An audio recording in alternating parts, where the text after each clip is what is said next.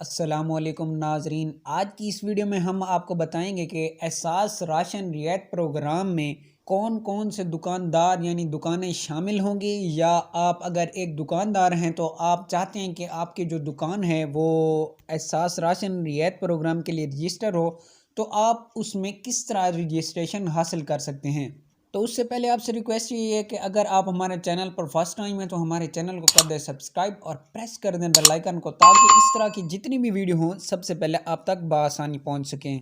आपको करना कुछ यूँ है कि आपने एहसास राशन रियायत प्रोग्राम के जो पोर्टल होगा उस पर जाना है। वहाँ पे आपने अपना आईडी कार्ड नंबर जो होगा उसे दर्ज करना है। तो उसके बाद आपका एहसास राशन रियायत प्रोग्राम में रजिस्ट्रेशन का जो मरला होगा वो शुरू हो जाएगा।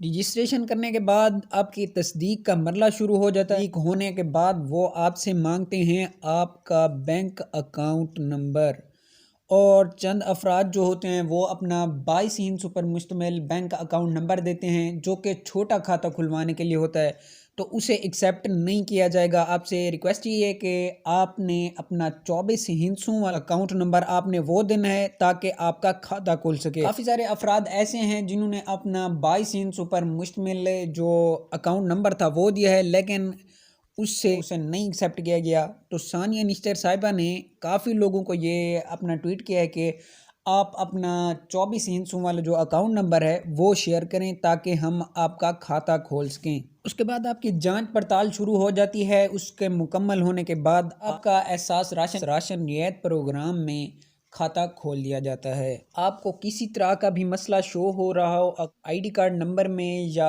अकाउंट नंबर में, या आपकी जांच पड़ताल नहीं हो रही या कोई मसला बन रहा है, तो उसके लिए आप एहसास राशन रियायत प्रोग्राम के हेल्पलाइन नंबर पे आप रब्ता करेंगे, जो कि आपकी स्क्रीन पर शो हो रहा है। वीडियो पसंद नहीं है तो वीडियो को कर दे लाइक और चैनल को कर दे सब्सक्राइब। मिलते हैं नेक्स्ट वीडियो में, तब तक के लिए अल्लाह हाफिज़।